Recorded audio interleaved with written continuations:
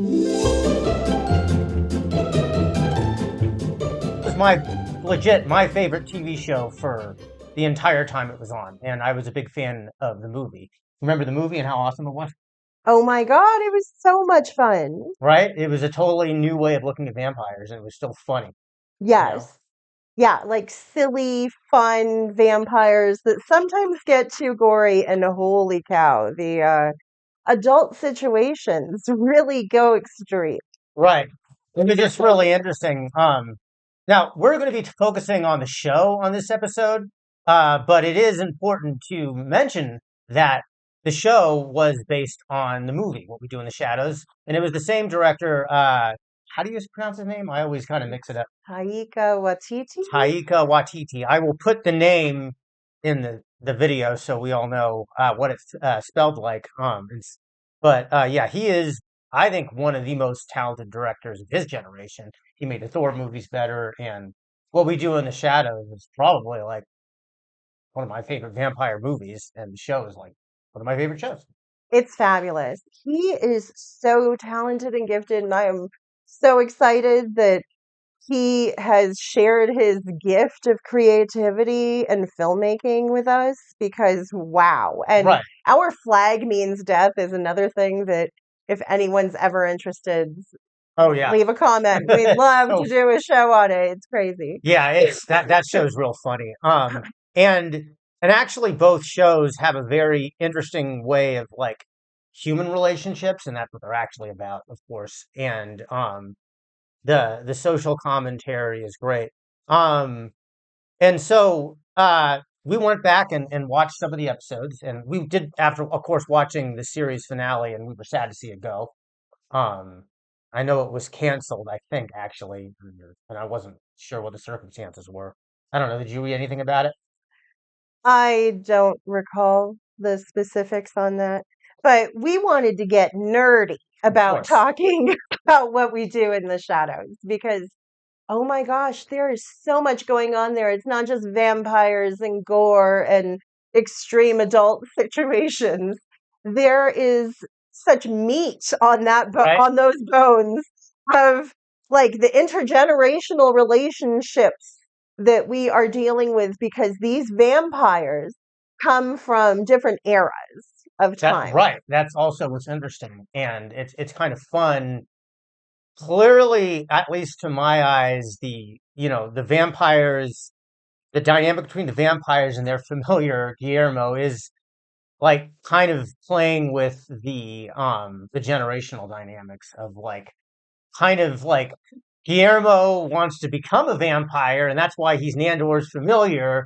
And Nandor always kind of moves the goalposts a bit, as Lucy far and as Paul. Lucy in the football, as far as like his promotion to being a full-grown vampire. But also sort of the way like the characters interact with each other because you're right, they're from different times. Um, Nandor clearly being a like an old like is it like a Persian warrior I think he's like supposed to from be like the like an 13th old century, Persian right? warlord Yeah, from the 13th century. right. And that affects his relationship with the other characters, and it's funny because remember there's that one episode where Nadia finds out that it's Nandor who is responsible for burning down the village. It's in this painting, Her home village, right? town, her whole family perished. And Right.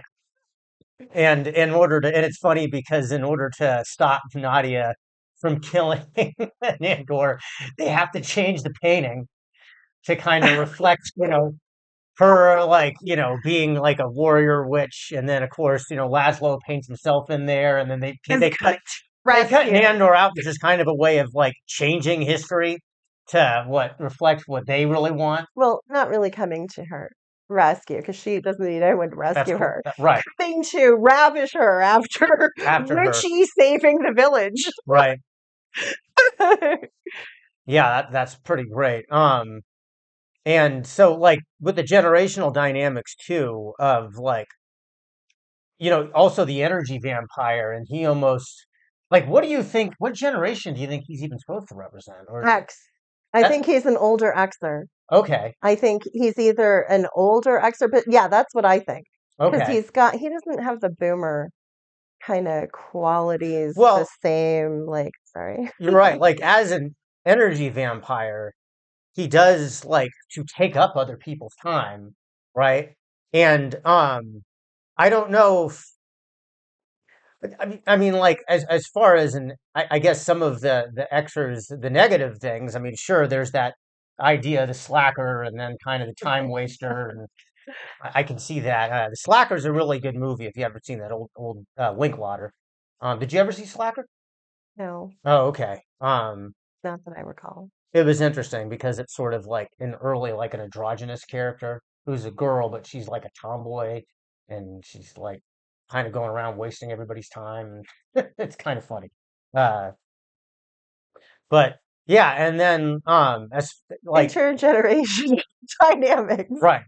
Um, what do you so what are the other type of dynamics do you see as far as the intergenerational relations conflicts Well, it's in the interesting show that they explore? because Nadia is the next eldest vampire Right. after She's older than Nandor. Laszlo. Nandor Yeah. is, yeah, she made Laszlo. Laszlo, I think, is what, like the Gilded Age, I but think 18th century or 19. No, I think you're right. I think it's like 19th century. I kind of Gilded Age yes. England. So those who are more nerdier than us, you're welcome in the Yes, correct comments us to to correct us find and let it. us know what era that Laszlo's from specifically. I guess we I should have done used to more be research on better that. at that part. Yeah. But her vibe is very like sort of Georgian Right. era. Exactly. This was as close as I had access to. But I'm like, oh, it's very vampire-y. We might bust this out at another time. Oh, I'm sure we Right. will. For our I doubt this is the only time we'll be wearing a vest. But it might be the so only time you see me with facial hair because she hates facial hair.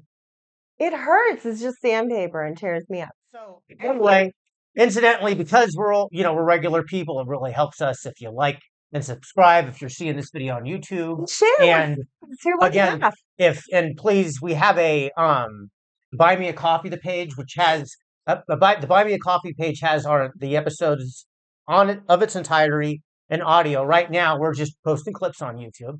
But if you want to listen to the whole podcast and the previous episodes, and maybe throw us a couple bucks, please feel free. Again, we're regular people just trying to get by. That's the other thing. So I feel like Laszlo and I do think that Laszlo and Nadia kind of represent the boomers, maybe. What do you think? Yeah, I If can the see that. openness that Yeah, they I can have totally see that. and like, you know, But more of like I don't know, with more of a Macron type flavor well, of like the sort of age difference and power dynamics that come with that age actually, you think that's a difference. great, you think that Because she's maybe kind of like the sort of mommy wife, a bit. Well, she's kind of momming to all of them. Remember that. So we just watched another episode where they get kidnapped by a coven of witches, and and then when Nadia gets Guillermo, of course, to go help them and rescue them because they always need Guillermo, and they bring the energy vampire, and of course the energy vampire gets captured right away with them, and so it's up to Nadia to kind of fight the witches and save them all. I think Guillermo does something too. What was it? Van Helsing's out. Well, no, he's out at the theater at the vampire theater masquerade, which is the other episode. Yeah. So we just were watching the second season right now, and like, yeah, there's a bunch of great episodes. Actually, that's kind of some of the intergenerational dynamics stuff, Right. though, because, he is the young person who shows up and has to save the day, find the solution, because they're all going to die.